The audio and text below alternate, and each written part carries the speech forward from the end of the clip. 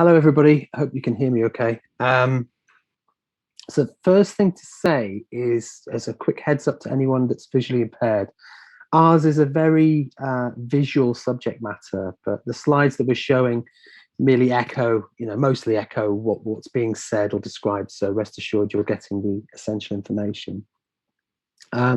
So let me introduce you to us. So you have myself, David Bailey, a design director, Gareth Ford Williams, an accessibility specialist, and Bruno, a typeface designer. And needless to say, between us, we have many years of experience and recognition under our belts. But we came together a few years ago through our day jobs whilst developing the BBC Reith typeface for the BBC.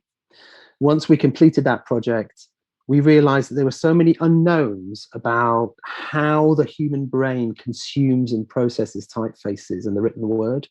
So along with our friend Michael Matthews, we started a little research initiative of our own called the Readability Group.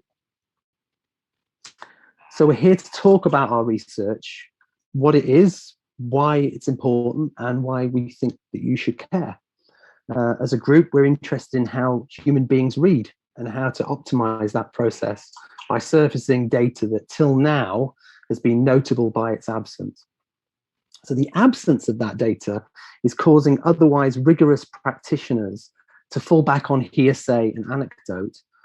And as a friend of ours, Jamie, once said, the plural of anecdote is not data. So we're aiming to fill in some of the gaps. So I'm going to start, though, with the foundations that underpin our work. So we call these the three pillars of accessibility: emotional, technical, and functional. So emotional, is it appealing? Technical, is it built correctly? Or was it built correctly? And functional, does it work? So our research focuses primarily on emotional and functional accessibility, but all three are essential components for making something accessible. So I'd like to talk about emotional accessibility to start with, and why it's such an important piece of the puzzle. So emotional accessibility is rarely talked about. We often remove emotion to help us focus on data, but emotional accessibility should come first. Why? Because if something lacks appeal in the first place, then it's already failing. Making something technically and functionally sound is meaningless if no one wants it. So this is where brand comes in, and why choosing the right typeface is crucial. For most users, if it's their first impression of your product, your typeface is your visual tone of voice, from a logo or a slogan to more complex messaging or instructions. So your typeface and your typography aren't merely branding concerns, they are central to your brand. And as you know, your brand is your reputation. So when it comes to brand, fashion obviously has a role to play. So let's use an actual fashion brand, Burberry, to help explain this. In recent years, Burberry have been repositioning their brand from high society affluence to high-end streetwear.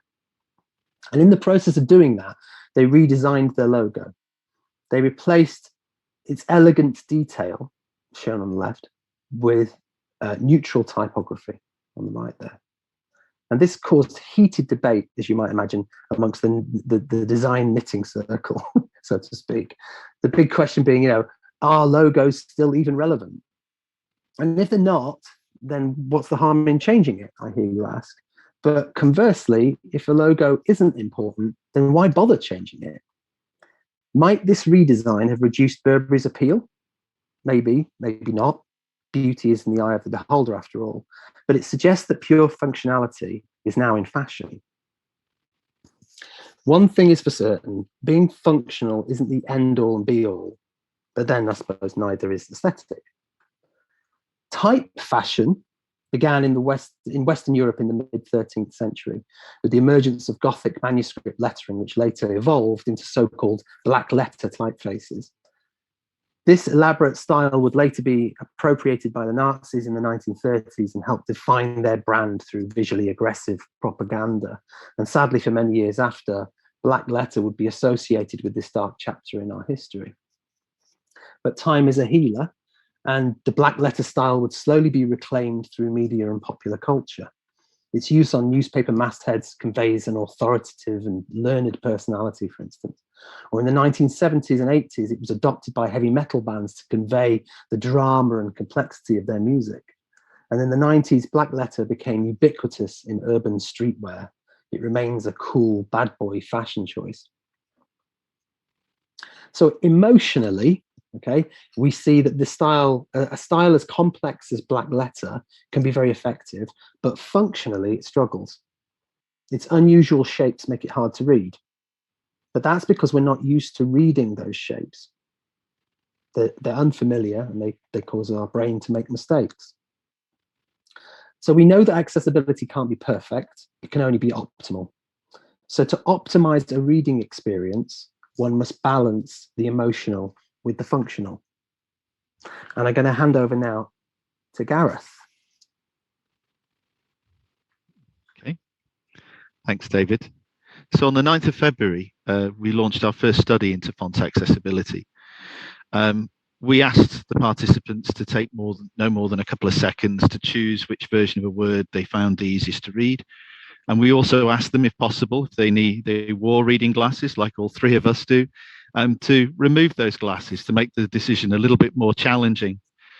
Before they went on and chose the font that they preferred. We ran this study because there was a lack of quantitative data on the subject of font accessibility, and also because we wanted to evaluate the methodology that we'd spent time designing. So the study is not about finding the most accessible font. There are thousands of fonts, and we would be there forever to try and answer that question. But about understanding more about the emotional and functional barriers experienced by specific user groups. As such, we limited the study to start off with. This is just the first study, and we limited it to 20 fonts and looked to capture the richest data that we could. There's no hypothesis necessarily to prove here, so we designed the study to capture very, very rich data, not just about the font itself, but about letter groupings, about the person as well that is making those choices, and about the platform they're making them on. By the way, I also David has asked me to point out that despite the slides, we did actually study many more words apart, not just bagpipe, which does appear quite a lot within the slides. So next slide, please. Oh, sorry, no, hang on a second. You already have done previous one. Thank you, David, way ahead of me.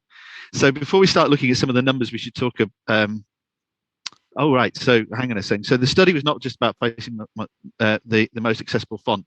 So we limited it to 20 fonts, and these are the 20 fonts. I'll read them out if you can't see them.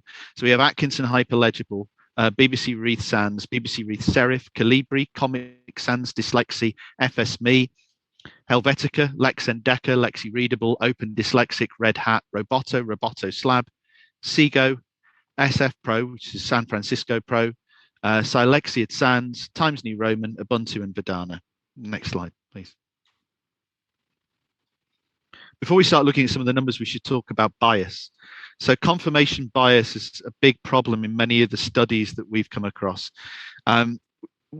particularly when people are trying to validate a hypothesis or a design rather than putting the research up front to inform the design. There are other outside factors that we've tried to do the best we can to accommodate, or at least to track, and many of these are things that we can't control. One is how used to a typeface we are. So there's lots of evidence already that suggests or improves that the more that we are exposed to a typeface, the easier we find it to read. So fonts that are in our operating systems, or fonts that we have grown up with and that surround us, will benefit from some degree of unconscious bias. Here, next, please. So here are the few of the numbers to get started. So at the point when we grabbed the latest data for the purposes of this presentation, at that point, 2,022 people had already participated which equates to more than 7,000 hours so far volunteered. And we have to first say a massive thank you to everyone who's given their time for this, because obviously this is creating, you know, actually huge value within the study for us. Literally just as we were on this, so Michael just texted me to say that we've just gone 2,255 people at the start of this presentation have completed that. So each font had been viewed around about 16,800 times, and we collected at that point 337,350 data points. We were also collecting data on the platforms, devices, and browsers. And so far, Mac operating system is 35% of the users, Windows 28%, iOS 19%, Android 18%, and Linux 2%. We have rich enough data to from the survey at the beginning, which is I'll talk about in a minute, to create over 8,000 user segmentations. And we were also flagging specific letter combinations that could cause potential legibility issues. Do you want the next slide? On the point about the font, we have to be mindful that fonts are complex. This is not about serif versus sans serif, as there are many features and characteristics, each would have a multitude of variables and combinations. In this study, we were able to track 23 separate font features with over 73 variables, so we can see if we can identify any issues. This is purely functional data, and is one of the first things that we want to prove the methodology is capable of providing. Do you want the next one? So one of the first things we needed to do was to be able to segment the survey participants into meaningful groups. So instead of looking for demographic identifiers, which is more of a marketing style approach to understanding an audience, we instead designed the survey to be algorithmic. So for each participant, we can understand something about the barriers they face. So for every participant's data, it can be attributed to one of as many as 8,000 barrier personas. Some are really obvious, and others are based on combinations, weighted combinations of answers. So, for instance, here's some very easy examples. So, 56% were confident readers. But that could also include people with conditions, but they were skilled readers who are confident in their assistive technology or have great coping strategies. So we also found, there's some great accessibility data in here. 52% of this user group of the participants that is used pinch zoom regularly. 23% prefer colored text rather than black on white. 41% wear glasses for reading, and 40% preferred larger fonts. Do you want to go to the next slide, please? Well, we can also, from all of that data, from those questions, we could also create very complex user groups with the weightings that we could put behind the questions. So a subset of people with vision impairment, there is a larger group to this, are people with poor near vision. And so we could say, the algorithm enables to identify that 3.8% did not have poor near vision. 16.1% have a mild impairment, 11.7% moderate, and 18.4% have a significant vision impairment within our test participants. Next slide, please, David.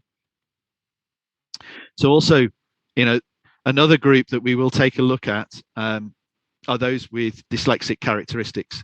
As most people with dyslexia are undiagnosed, especially people like me, who left school before 1989, when screening came into place. It's important that we focus on characteristics rather than relying on actual diagnosis or self-diagnosis.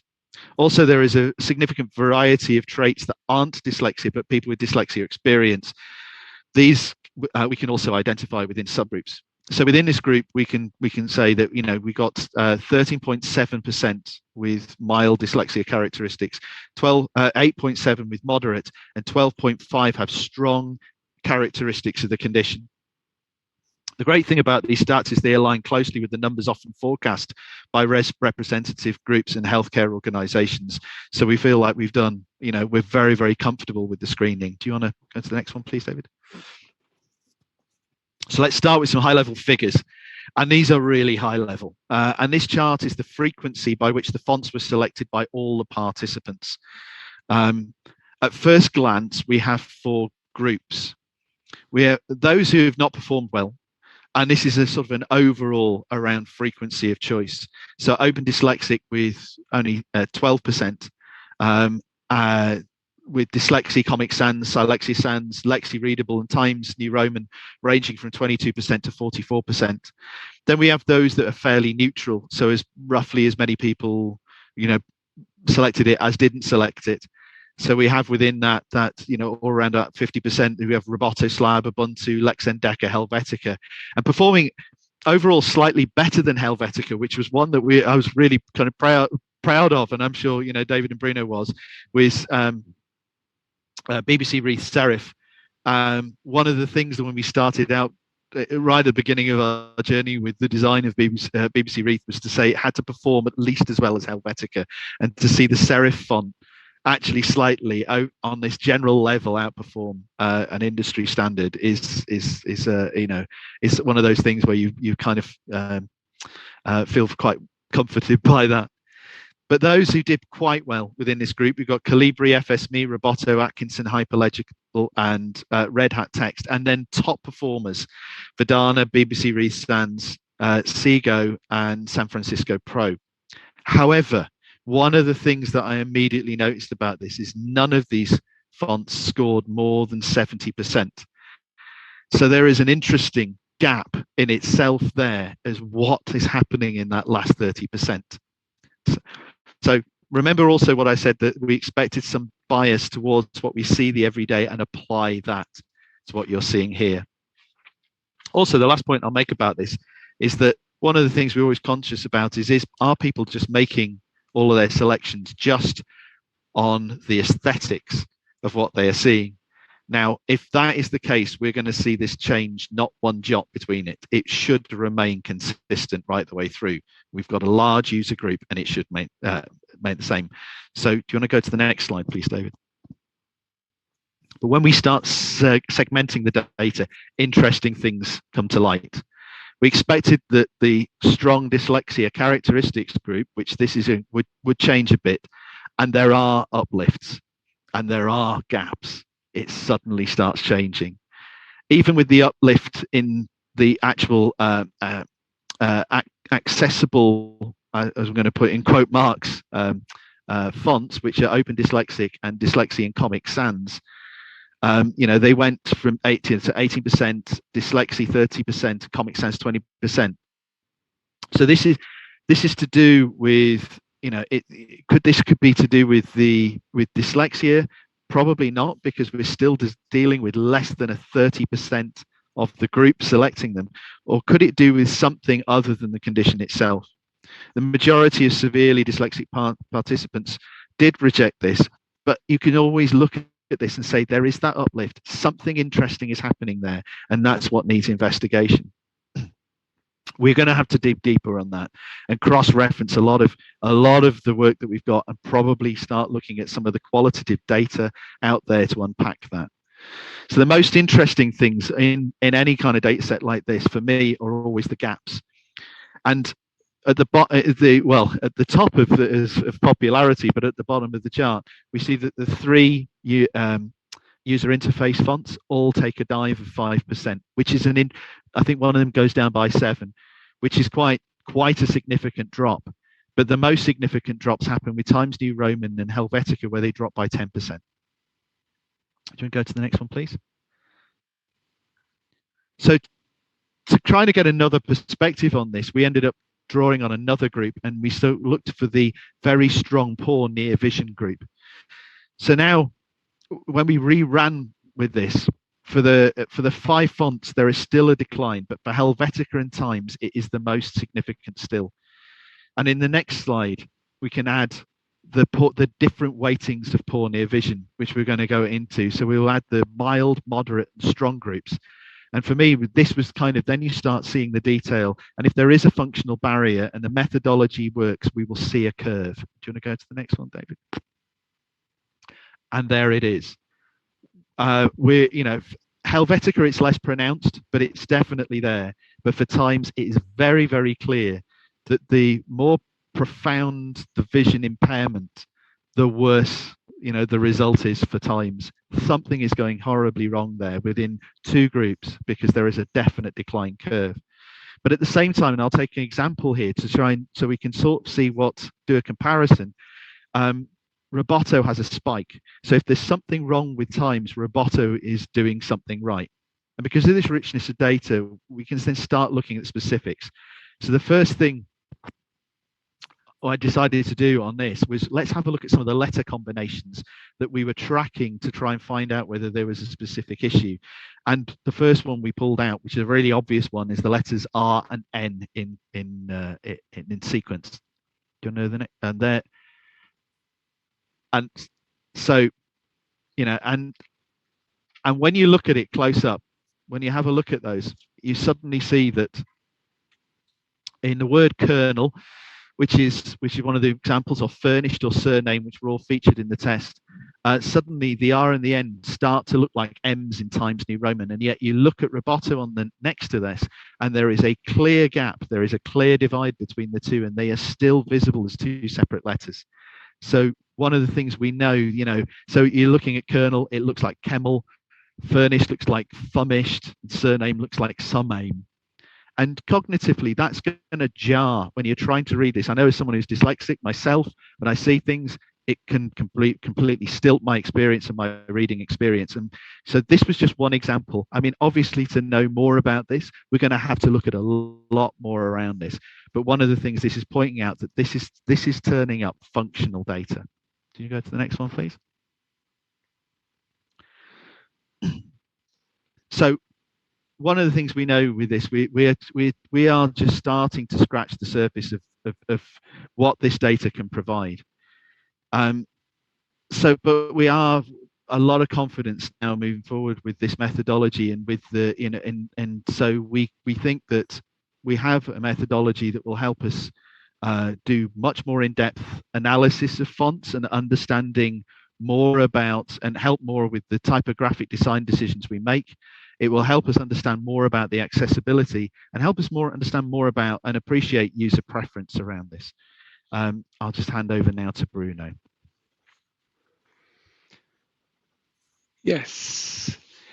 In the beginning, David spoke about emotional accessibility and how we cannot simply choose typefaces based on functionality alone. Gareth has just taken us through some survey results, and as a typeface designer and a typographer, I have to say I find the results rather revealing and, quite frankly, life-affirming. And over the next few slides, I would like to go into a bit more detail on type features and muse a little bit why some work better than others. Next slide, please. When you look at survey results, you will find that 4 typefaces are the top 4 performers: San Francisco Pro, Seago, Verdana, and BBC Reith Sans. For most people, the obvious feature is that they are all sans serif, but we can classify them into 2 distinct styles: grotesque and humanist.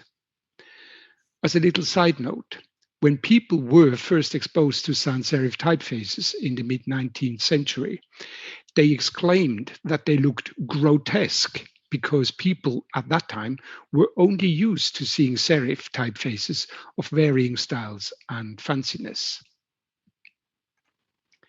But let's look at some of the design features in more detail to understand and recognize these 2 styles.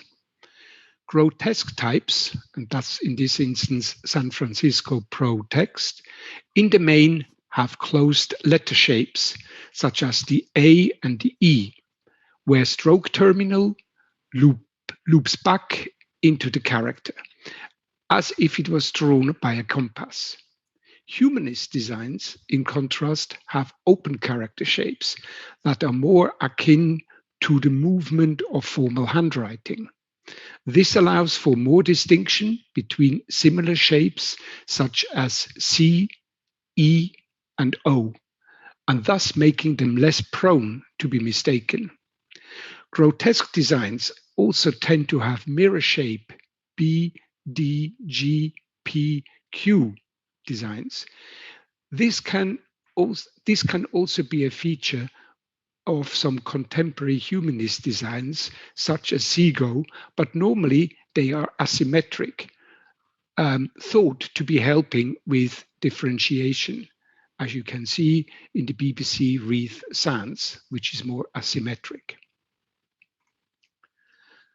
From Gareth's statistics, we have learned that San Francisco tends to perform best across many sections of the survey. Yet when we look at Helvetica, we can see it does not do particularly well, even though they are very, very similar and based on the same aesthetic. Why is that? The answer may lie in the rather tight letter spacing of Helvetica that could cause difficulty with discerning individual shapes. We can see that San Francisco, can you go back quickly? Yeah, we can see that San Francisco Pro is much looser in the way it is spaced than Helvetica. And to help with that, we've added the blue bars, which you can see are quite narrow compared to San Francisco. Next, please. The three humanist designs, Seago, Verdana, and BBC Reith sans, perform very well and within narrow margins of each other. Out of the three, Reith sans is the one that has asymmetric mirror shape characters, B, D, G, P, and Q. If this is such an important accessibility feature, as it is often claimed, why does Reith sans not come out at the top, but is actually around fourth place? Is it because it has more personality, more emotional expressiveness, rather than the bland designs of Seago and Verdana? Next, please. When we look at the Ubuntu statistics, we can see that it consistently hovers above the 50% threshold. Its performance far below what I would have expected. Ubuntu has all the hallmarks of successful humanist design, as discussed before, like relatively all the open character shapes, it has varying character widths, it's got a reasonably nice large X height, etc. But we can also see that its font weight is just a touch stronger than the others. Is that possibly a deciding factor, that it is maybe a little bit too heavy? Is the weight just outside of the acceptable parameters? Or is it that the design is too contemporary? I mean, compared to Seago and San Francisco, is this definitely not boring? Next, please. Gareth has already pointed at the poor performance of the so-called accessible fonts, Open Dyslexia and Dyslexie. These two have all the structural features of the top performing fonts, such as tall X height and generous letter spacing, that are common also to San Francisco and Seago. Is it maybe the irregularity which claims to be beneficial to dyslexic people, that it is far too much? Is it too disturbing? And does it affect not only the smoothness of reading, but also the actual emotional appeal? To be honest, I would actually say that the accessibility claims for Open Dyslexia, Dyslexie, and some of the other so-called dyslexia fonts are basically just hot air, and we have the data to back it up. The performance of Comic Sans, though, is a surprise, as it is the world's most used font, and some even claim that it is beneficial to learner readers. However, we have not tested with learner readers, and it generally doesn't perform that well, indicating that the claims are probably just make-believe and a desire, and maybe with Comic Sans it's the idea because it has a childishness about it that a child would associate with it and thus learn better. But the data says no. Or in the end, the poor performance, can this be attributed to simply the fact that people have fallen into the "I hate Comic Sans" trap? We don't know. The top performers are all sans serif typefaces, with the first best serif typeface being BBC Reith serif, and it actually does really well. As a typographer, I find this interesting, and I wonder if there is an unconscious bias towards sans serif designs. Is it possible that over the last 30 years, since reading on a computer screen has become more commonplace, we associate sans serif with screen and serif reprint reading? Personally, I find the results for serif encouraging because they show that there is no inherent disadvantage to using a serif typeface in any written output. Besides BBC Reith serif, we also included Times New Roman and Roboto Slab in our survey. Reith serif is very much based on the design structure of its sans counterpart. It has only a slight contrast in stroke weights, and the serifs are strong but not overbearing. Strong serifs is also a feature of Roboto Slab, and there is barely any contrast in the strokes. Descenders, so that's the lowercase p, the bottom part of the lowercase p or the g, are kept quite tight compared to the other two designs. A significant design difference is the G in Roboto. This type of G is supposed to be more accessible, it is claimed. Letter spacing is considerably tighter than Reith serif. Times New Roman stands out in this trio. It has a really high contrast of strokes and a comparatively low X height against the ascender, so that's the top of the B, and the descender proportions. It has a relatively narrow, it also has relatively narrow letter shapes, and its spacing is really tight. So I wonder if it is, again, the letter spacing that accounts for the relatively poor performance of Roboto Slab and Times New Roman. And is it also the high contrast of Times, which makes it just a little dusty, affecting emotional accessibility? And I just would like to, can you just go back for 1 second, David? I just would like to come back to that lowercase g again. Often, as a typeface designer and a typographer, I'm being asked to replace the traditional, what we called double-story G shape with a single-story G because it is more accessible. But clearly, the data doesn't back up this claim. If a single story, so a modern G, would be more accessible, then we would have to expect Roboto Slab to perform much better than it actually does. But we don't know. We'd have to test that. Next slide, please. Strong serifs is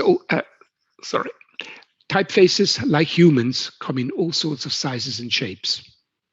In this survey, we have selected 20 fonts, some very common, others because of their accessibility claims. To ensure fair comparison between the typefaces, we equalized the X heights across all fonts, showing all the words in the same perceived size. But not all fonts are equal, and this has an impact on accessibility guidelines. Next slide, please. Font sizes are usually specified in point or pixels, with recommendations calling for a minimum size of 24 pixels. Doing so allows UI, UX designers to tick accessibility software boxes and claim that the work is compliant. But doing so impacts the perceived size, as we can see here with Times New Roman, that becomes considerably smaller when specified with the same font size as the other two, causing complete accessibility fail. Fonts have different height sizings for legacy and stylistic reasons. Although we no longer use metal type where there was a physical boundary for heights, in digital type, we also have to account for stylistic requirements for varying height proportion, affecting not only typesetting, but potentially accessibility. David, over to you. Yeah, thanks, Bruno. So wrapping up then, in this presentation, we've tried to illustrate how important it is to have a holistic view when choosing and applying typefaces. Whilst the survey was probably skewed towards functional accessibility, there are some examples that show how important the emotional aspects are as well. Our survey does not give answers. Instead, it raises many questions that require further investigation and research. We do have one answer, though. One size does not fit all. Gareth. You need to unmute, Gareth. When I learned how to unmute, so I was going to say, when we came together as a group, thank you very much. You know, even though we've got decades of experience between us, we were all interested in knowing more. This is the thing about accessibility, whatever part and field in accessibility is, it's a huge subject and it's fascinating. And now we have a research platform and a methodology that we are very, very confident in because of the type of data and the insights we're getting from it. This is going to enable us to look deeper into the barriers, look for those intersections that are going to point out where those real issues are. It will enable us to challenge claims, but it also might enable us to find new claims or enable other people to. And it will inform choice, and we can back all of this up with data. So this platform is, you know, the study, it's wrapping up at the minute. We have this fabulous big data set, which is on a very, very high level thing around a small but significant group of fonts. We intend to do more studies and to work with other interested parties and to open up the investigation and discussion. So I hope that you're going to agree with us that, you know, access to written information is a fundamental human right. And it is our responsibility as designers and product owners and accessibility specialists and content developers is to protect that right. So for those out there like me who have conditions that impact on our ability to access the written word, I'm hoping we can finally see more informed choices being made across the industry. Bruno? Yeah, with this survey, we have just about scratched the surface of typographic accessibility. But with our combined experience in branding, typography, and accessibility, we can make sense of these initial findings. And more importantly, we can ask the right questions. We started this survey with Latin characters, but actually more than 6 billion people on this planet natively use letters from in excess of 40 writing systems. Some used by many, some used by a handful of people. Again, like humans, type comes in all sizes and shapes. Thank you very, very much.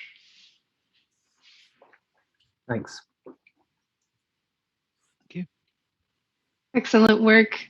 Thank you so much, Gareth, David, and Bruno. We have tons of questions and we have a full 10 minutes to try to get through as many as we can. So first question here from Sarah asks, when you did your research, did you let the user see the name of the font? She's wondering if there perhaps is some favoritism or bias on selecting the familiar name. Absolutely not. Like you know, I'll take that for that. I mean, that's one of those things that we removed that. And some people were trying to guess which fonts were what, and some fonts are very, very similar, and some fonts are remarkably different. But at this point, you know, we just picked 20 fonts that we thought would make a very interesting collection and give some initial insight into barriers and into the questions that we should be asking in further study. Absolutely. Will you be publishing your findings? And if so, where might somebody look for them? David, Bruno. I mean, really, I mean, we weren't, just got them. to be honest, yeah, we hoped for a really great response from the community, and we were really, not expecting this size. You're going to leave us by the time we wrap the study close to 400,000 data points. Wow. And which can be flagged in a 4-dimensional database that sits behind us. We've got an enormous amount of data just to deal with that. This is going to be an ongoing thing of insight, and we're going to look for ways that we can draw more and more and more value out of that data.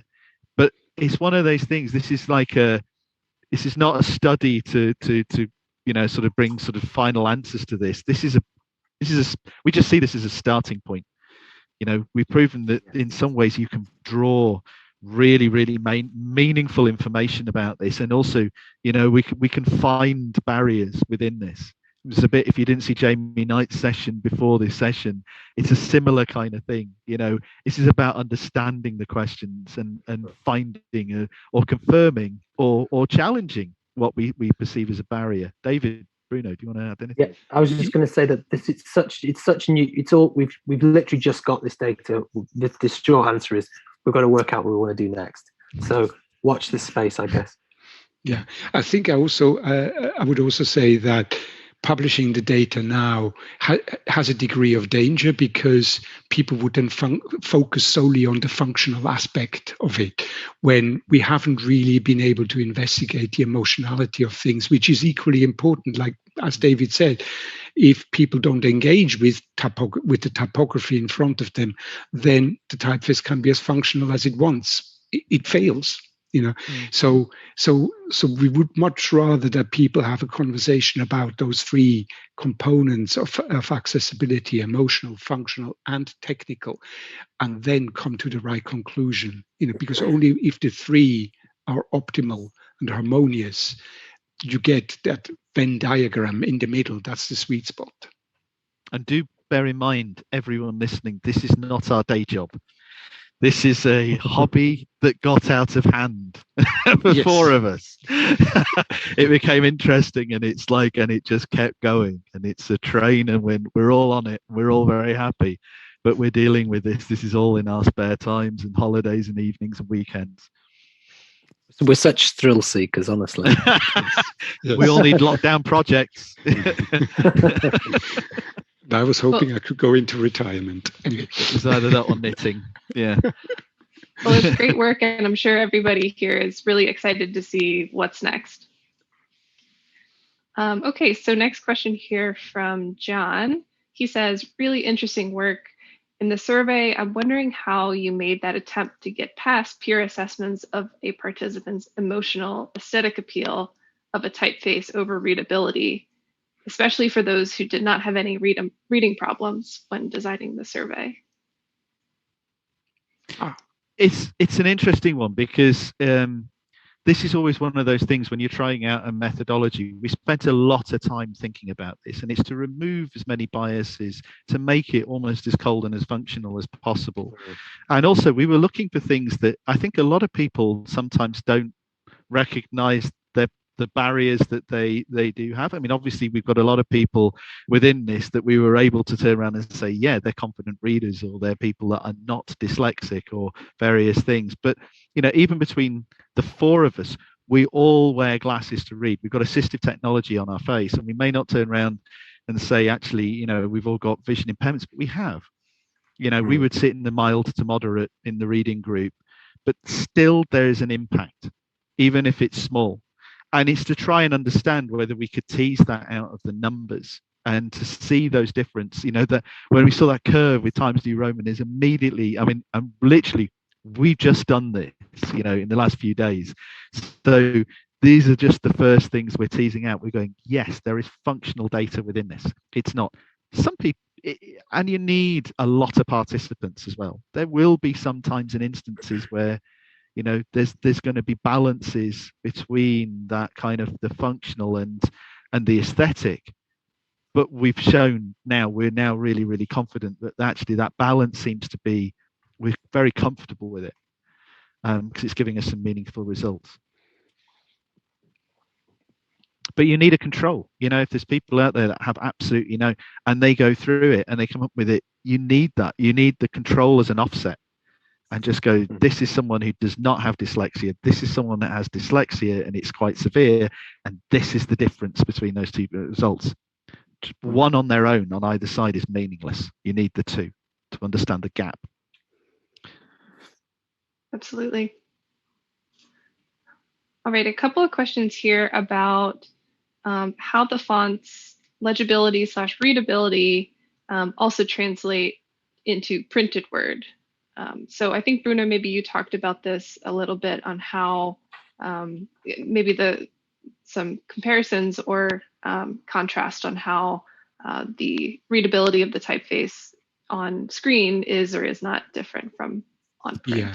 Yes, indeed. There has actually been some scientific research in the past from about, I think is about 2007 or 2008, which has found that there is no discernible difference between reading speed and reading accuracy when reading of print and when reading off a screen. However, what they have found is that there is a difference, a discernible difference in comprehension, that generally reading off screen provides better comprehension than reading off the screen. You know, now that's a fascinating, that's quite a fascinating little topic in itself. Of course, reasons for that could be manifold, you know, and I have in my own head, I have been hypothesizing about this, whether that may have something to do that, in essence, our memory, first of all, our memory works by association, and our memory in the brain also works in a three-dimensional environment. So that when you start reading in a book, say in a printed book or in a newspaper, that you store the memory of what you have read in regards to a geographic location within the print. Whereas on the screen, you don't have those references. The text that you're reading only exists only then when you're actually reading it. The moment you scroll away from it, that text no longer exists. So you have no references to it other than actually keywords, but we don't work like computers. We don't reference like that. So that could be one hypothesis. And when it comes to the legibility, actual typefaces, screen text, I mean, obviously as a type designer, we have had to start changing the design of the typeface a little bit to accommodate some of the technical limitations that computer screens used to present, you know, with the lower resolutions. But nowadays, where you have mobile devices, certainly in the Western world, you know, that have screen resolutions of 360 pixels and above, that isn't really an issue anymore. So you can be as as detailed in your typeface design as you used to be in print. So from that point of view, today there isn't really that much of a difference anymore.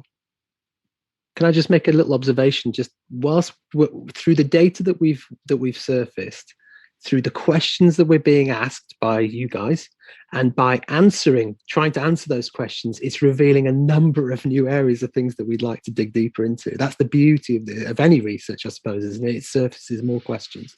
So all of this is bringing, you know, so many questions to my mind already of the other things that we could test and try out. But what I've also found interesting in this survey, and I'm sorry we're not answering more questions right now, but is that I have been doing a lot of like neuroscientific research in reading and neuroscience over the last 7-8 years, assisted by my partner, who is a neuroscientist. And I've actually found that a lot of the data that we've seen come out of this survey correlates quite closely with neuroscientific findings if you sort of like start to interpret them, you know. So it's not just kind of like out of thin air, you know, that the results have come in the survey. It actually correlates on many, many levels, you know. Absolutely, and excellent observations from everyone here. We are unfortunately at time, and I know there are perhaps even dozens of more questions that were asked. So I want to thank our audience for your great participation and your engagement today, and thank our presenters, David, Gareth, and Bruno, for an excellent and thought-provoking presentation. Thank you. Thanks very much. Thank you so much, and hope everyone enjoys the Thank you rest very of much. XCon. Thank you. By the way, if anyone wants to ask Too late. I think now the power cut has come We in. lost Gareth. Oh no. At least it was the right time to lose his connection. Exactly. Yeah. Thank you very much. Are we out? Take care. Oh.